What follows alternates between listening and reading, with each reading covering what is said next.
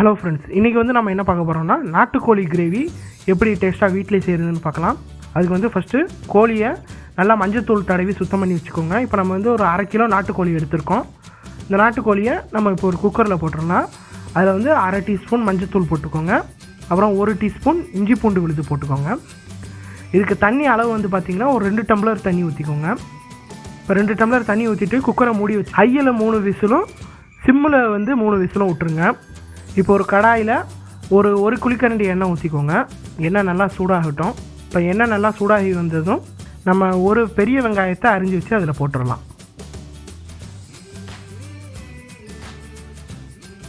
வெங்காயத்தை லைட்டாக நல்லா கிண்டி விட்டுருங்க. இப்போ வெங்காயம் நல்லா ஓரளவுக்கு வதங்கி வந்துருச்சு. இதில் வந்து நம்ம ஒரு தக்காளி அரிஞ்சு போட்டுடலாம். அதில் 1 ஸ்பூன் இஞ்சி பூண்டு விழுது எல்லாத்தையும் ஒன்றா நல்லா வதங்குற மாதிரி கிண்டி விட்டுருங்க.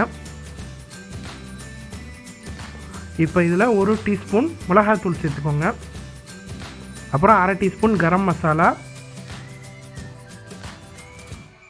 எல்லாத்தையும் ஒன்றா நல்லா வதங்குற அளவுக்கு நல்லா கிண்டி விட்டுருங்க. வெங்காயமும் தக்காளியும் நல்லா மசிஞ்சு வெந்து வரணும். தக்காளியை வந்து கரண்டியால் இந்த மாதிரி நல்லா நசுக்கி விட்டிங்கன்னா ஈஸியாக வெந்துடும்.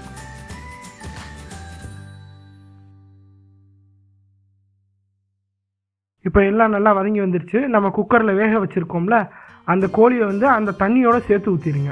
கோழி ஸ்டாக்குன்னு சொல்லுவாங்க, அதோட எல்லாம் எல்லாத்தையும் ஒன்றா சேர்த்து ஊற்றிடுங்க. இப்போ எல்லாத்தையும் ஒன்றா நல்லா கரண்டியை வச்சு நல்லா கிளறி விட்டுருங்க, மிக்ஸ் பண்ணி விட்டுருங்க.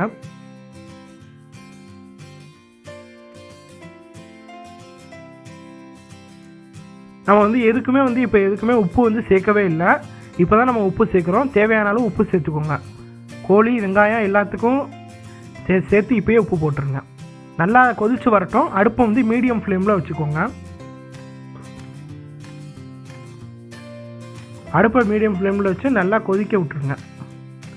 நல்லா தரன்னு கொதிச்சு இந்த அளவுக்கு இப்போ வத்தி வந்துருச்சு. இதில் 1/2 டீஸ்பூன் மிளகுத்தூளும் 1/2 டீஸ்பூன் சீரகத்தூளும் போட்டுருங்க. மிளகுத்தூள் சீரகத்தூள் 1/2 டீஸ்பூன் எல்லாத்தையும் போட்டு நல்லா ஒன்றா மிக்ஸ் பண்ணி விட்டுருங்க. இப்போ வந்து இதை வந்து ஒரு தோசைக்கல்லில் 1/2 குழிக்கரண்டி எண்ணெய் ஊற்றிக்கிட்டு எண்ணெய் நல்லா சூடாகி வந்ததும் அந்த கோழி ஒன்றுத்தையும் எடுத்து வச்சுருங்க. கிரேவியும் சேர்த்து இதிலே ஊற்றிடுங்க.